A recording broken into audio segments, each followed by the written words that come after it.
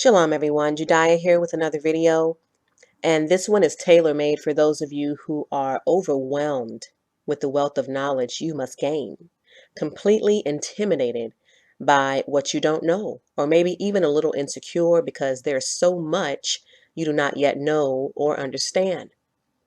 First off, I want to say, please do not be discouraged. Do not fear it. Do not run from it. Definitely don't let it turn you away from obedience or from at least trying. When you hear me urging Israel to be obedient, I do that with the understanding that no one is perfect. I am not perfect. Everyone has weaknesses. Everyone has flaws. Everyone falls short. No one is perfect. That being said, when the Bible says, be ye perfect, understand that our Creator knows He created us flawed. He made us that way. So when He tells us to be perfect, He does not mean flawless. It is impossible to be flawless. He means spiritually mature. Be ye spiritually mature. And what does it mean to be spiritually mature? It means that no matter what your weakness is, no matter how frequently you struggle with your flaws, never, and I mean never, let it stop you from reaching for the Most High and reaching for obedience. It is the very process of striving to overcome flaws that we gain personal relationship with Him, even when that flaw is a lack of knowledge and understanding. It is that determination not to give up that draws Him close to us. When we strive to overcome that lack, rather than be intimidated by it, He draws us nigh to Him. And He then has that opportunity now to show Himself to you. Now He can show you what He's capable of doing in spite of your weakness. But if you allow your weakness to cause you to walk away from Him and to give up on yourself and on Him, you'll never know what He can do through you. So understand what it means to be spiritually mature. It does not mean to be without flaws. And please do not be discouraged by what you do not yet know or understand today. This video touches on that fear that grips us and stops us from our pursuit of learning. Whether it is your flaws that are holding you back or other things in your mind, telling you it's just too much. It's too much information. I can't do it. I can't learn all of this stuff. Do not be intimidated. Listen, I'm sick of hearing that my people don't like to read, that we'll never grow up as a people because we'll never pick up a book to learn anything. All our men care about is money and sex. All our women care about is weaves and clothes. We are not a shallow people, but we are the product of a system that was created to make us a shallow people who care not about the things of the Most High. And I refuse to believe that it's laziness that causes us not to want to read and study and learn and grow. I look at the root of the matter.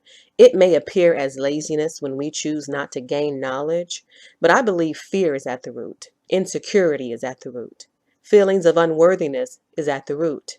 The Most High's chosen people refuse to learn more about who they are so that they may come up out of the ditch they've been in. To me, that's not laziness, that's fear.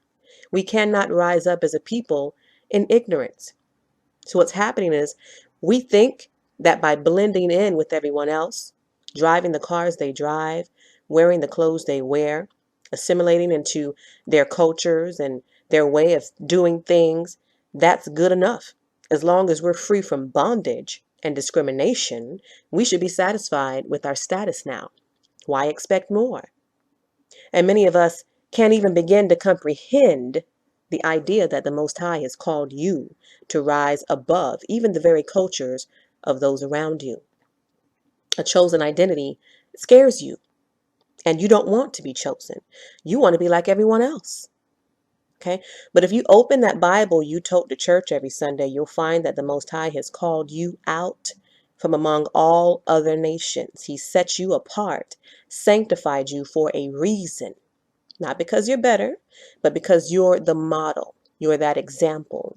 You're supposed to be different. You represent Him. How can the light of the world hide or blend in with the world? Matthew 5:14 says, ye are the light of the world. A city that is set on a hill cannot be hid. You are that city. We are that city. But as descendants of slavery, we're afraid to sit on the hill. What will other nations think of us if we become that city that we're chosen to be? So I'm just going to sit back, hide behind this false image of possessions and clothes and cars so I can blend in. That's fear. And that's that old slave mentality that stops you from rising above what you're worth. Your value is greater than your possessions. You're worth more than what you drive. Let them other people worship their money. You're called to do better, to be greater. Hosea 4:6 says, "My people perish for the lack of knowledge." Now, if the lack of knowledge is our destruction, what is the fear of knowledge? When you fear the very thing that can preserve you, you are catering to your own demise, facilitating ignorance, welcoming it. You're justifying the lack of knowledge. You are welcoming it and making a room for your own destruction. And you'll fester in that justification until you rise above that fear. You have capped off what the Most High can do with you, even in your limited knowledge. You've placed a limitation on a limitless God. But who does that, right? Who fears knowledge? We all have. Every single last one of us has felt completely overwhelmed by what we don't know. But I'll speak for myself. Let me take you through my mental process when I first woke up, completely oblivious of the basics of the Old Testament. When I started off, I didn't even know who the Israelites were, who the 12 tribes were. I couldn't name not one of them. I didn't care to. I didn't know of any covenant with them, what it meant, or that it was everlasting. But when I learned who they were, and most importantly, who they are, and that we descend from them, when I learned of how they migrated through Africa, ended up bound and dispersed all over the world, and when I found out what that covenant meant for them and for us today as descendants, and that the law is included in that everlasting covenant, I realized it is important. It's actually his expectation for his people, and I'm a descendant of his people. So then I wanted to study the laws so I could be obedient, which was fine when I thought it was only 10 of them. And when I found out it was hundreds of them, then I started having second thoughts, and I thought, well, what have I gotten myself into? This is too much. I started justifying. No one can keep all these laws. It's impossible. No one's perfect. And then I started contemplating what laws I can get away with not keeping. We all have had this mental process. Don't act like I'm the only one. It's the fear of the unknown, uncharted territory, fear of change, and really a fear of a higher level of accountability. So then I set aside a few weeks, turned the TV off, put my best foot forward, studying for hours on end, and I learned a few things. But in the upcoming weeks, I saw a video or I read a book or an article that did either one of two things, either completely erased what I thought I knew or confirmed that what I studied was indeed correct. It's exhausting. Whether you're on the right path or the wrong path, especially if you're on the wrong track, it's exhausting. But I continued in my studies until I found a happy medium with what I had learned, meaning there was a consensus of studiers. That is the point where I realized most people on my path and quest for knowledge are finding the same truth.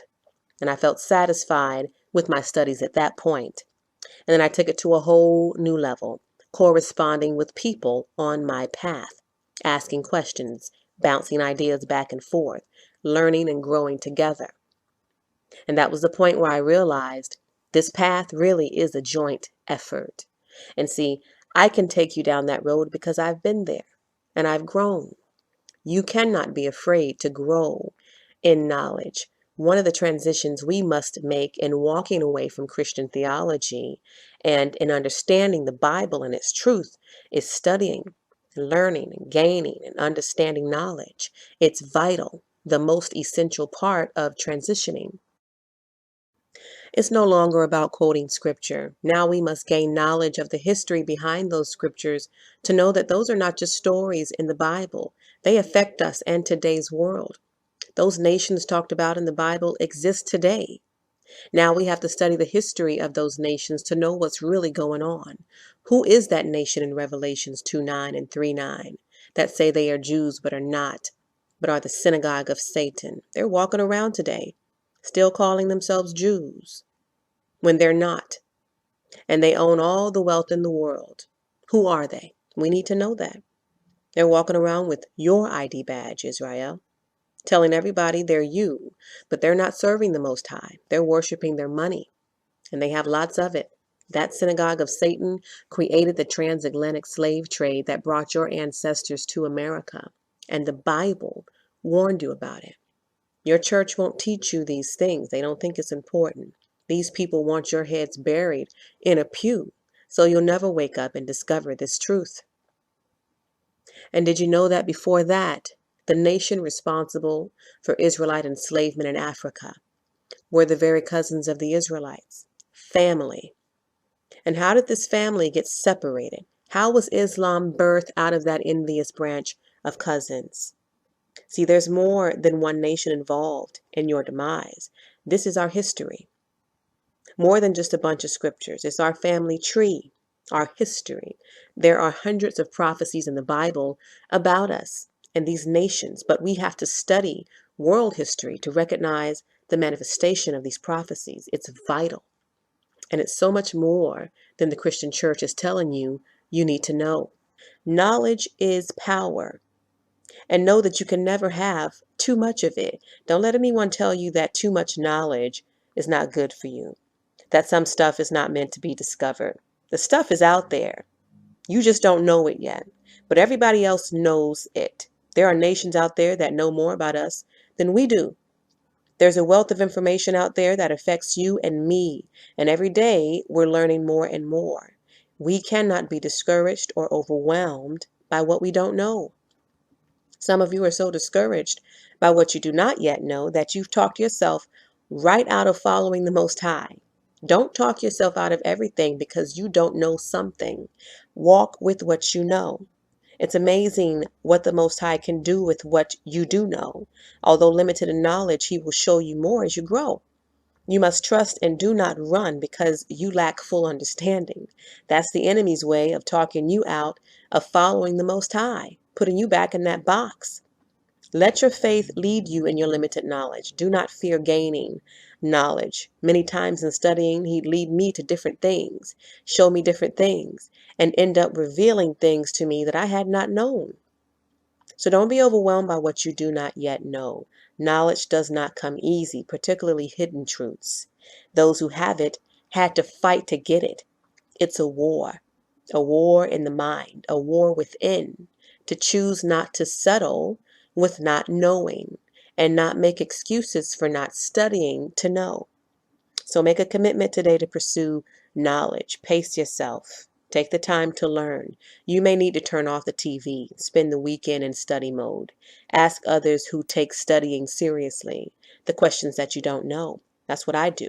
I turn to people who know more than me. Ask someone who's more knowledgeable than you what they did to become that way, and they'll tell you they did the same. They sacrificed time and energy to spend time with their head in the books, studying, researching, digging, and discovering truth. And they corresponded with people who were wiser than them. How important is it to you to have true understanding? It's a war of the mind, and we're all in that same fight. Again, do not fear knowledge. Do not fear understanding. We owe it to our kids and our kids' kids to at least try to attain as much truth as possible so they can rightfully pick up where we leave off when we leave this earth. We owe it to them. Look at our generation today.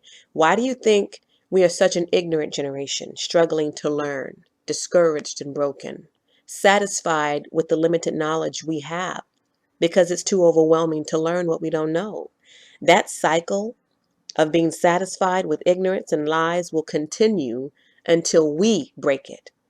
Keep in mind, your demise has already been plotted and planned. The U.S. Constitution was written in hopes that you'd remain dumb and happy about it.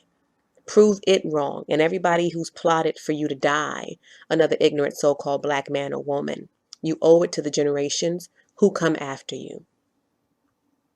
This is the journey I'm on, and the journey I pray you continue on.